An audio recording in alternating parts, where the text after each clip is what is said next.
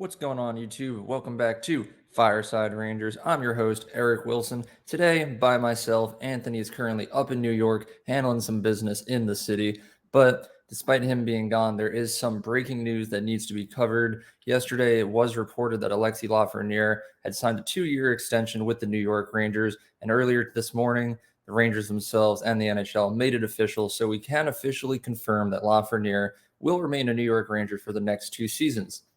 Now, the first overall draft pick back in 2020, he's had a little bit of a rocky start to his career. Throughout the first 3 seasons he played in, the first one being the shortened 2020 COVID season, he got like 21 points in like 56 games. Now, obviously, it's not a full season, not the best showing, but if you just compare those numbers, like to say he were to play at like a similar pace throughout a full season, he still really would have only reached like somewhere in like the mid 30 range in points.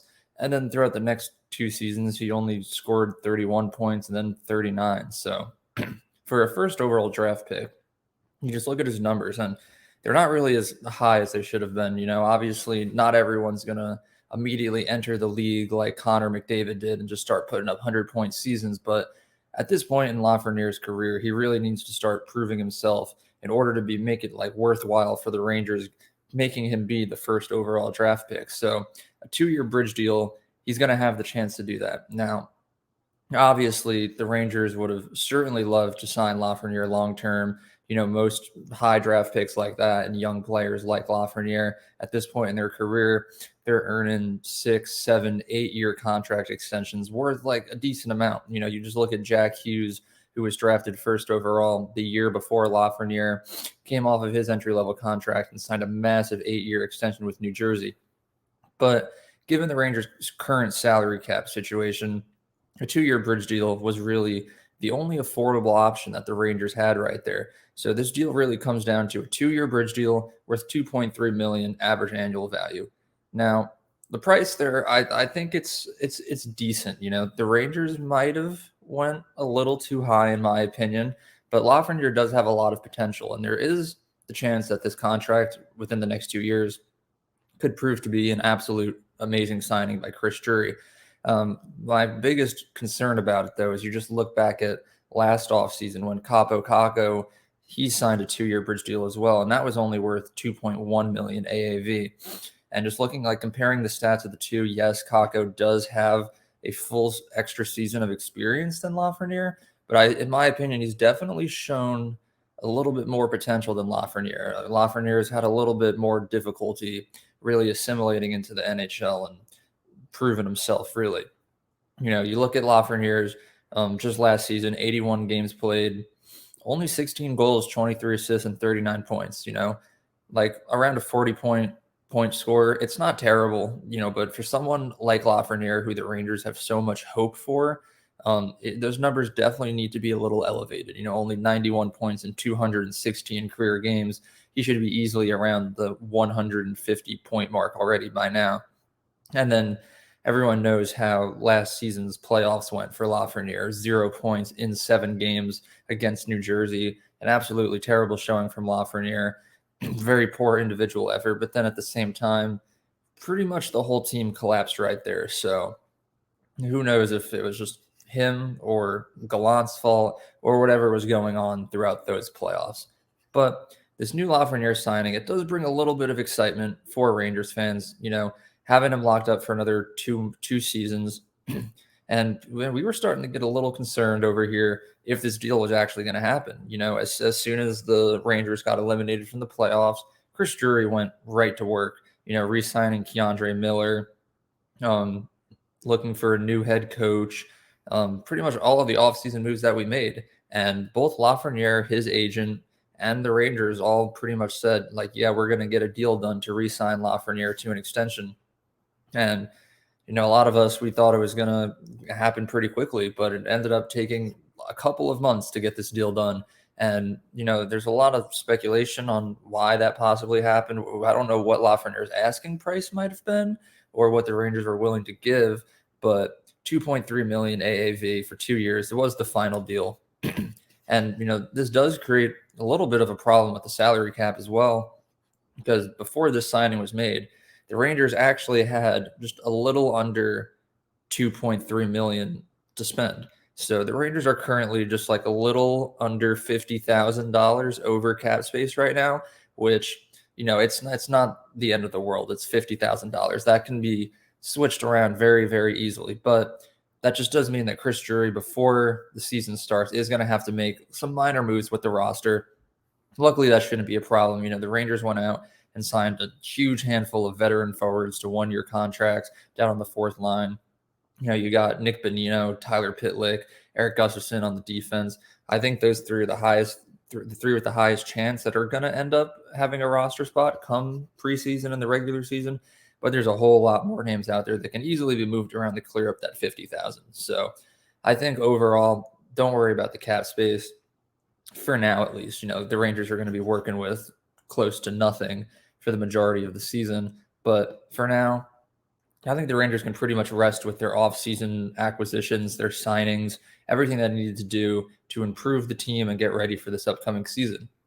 Now this leads us into just beginning the next whole phase of discussion with the Rangers is what are these lines going to look like? All these moves that were made, signing Blake Wheeler, re-signing Lafreniere, all those fourth liners. And there's really two options on where Lafreniere can fit on this. The big one, the most probable one, is that Lafreniere is still going to remain down on the third line. The kid line has been a staple of the Rangers throughout the last couple of seasons with Lafreniere, Hedel, and Kakko.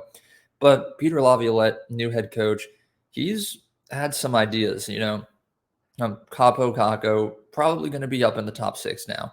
Vladimir Tarasenko and Patrick Kane, they're gone. Patrick Kane may come back at some point in the season, but extremely unlikely. I personally don't see it happen, but there is a chance. But for now, for the sake of this discussion, we'll say that Kane is, for now, off the table.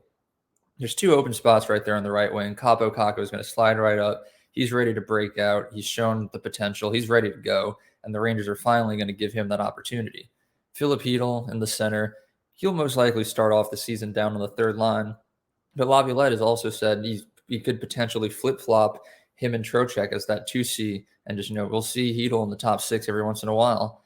But then you look on the left side, and Lafreniere is kind of just the odd man out right there, where you have Chris Kreider on the first line, you have Artemi Panarin on the second line, and unless something drastic happens, you're not going to see either of those players down in the bottom six just because of the amount of raw talent and production that they bring to the Rangers. So with this 2-year deal, yes, the Rangers would really like Lafreniere to start to break out, but down on the third line, is it really that possible? Obviously, the Rangers' third line is extremely talented.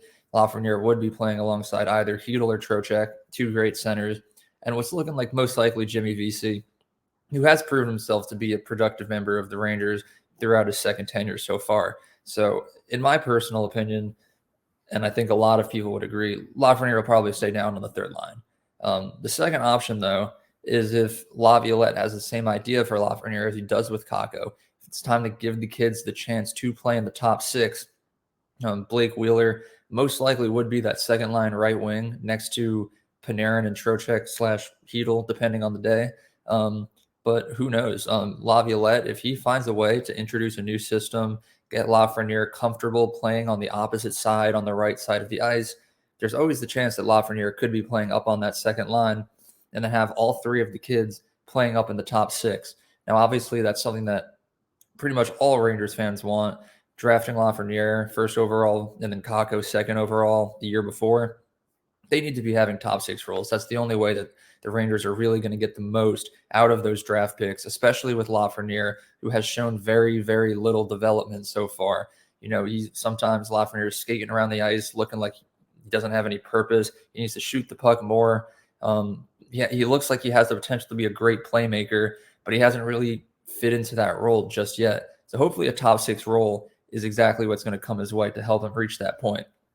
But for now, we still have a couple of weeks until training camp begins. I'm sure Chris Drury and Laviolette have some sort of vision that they're going to put together this upcoming season.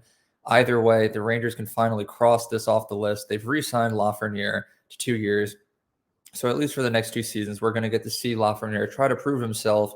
And hopefully by the time this contract ends, the Rangers will have extra salary cap to extend Lafreniere to that long-term deal, keep him locked up, keep him a Ranger for life. On this channel, Anthony and I have been very critical of Lafreniere. We kind of flip-flop on what we want to do with him. I think at this point, though, now that it's official, seeing the signing right in front of me, looking at the numbers, I'm happy. Anthony's not here, but I know I've been in contact with him. He's very satisfied with this signing, and we're very excited to see what Lafreniere can bring to the table this upcoming season.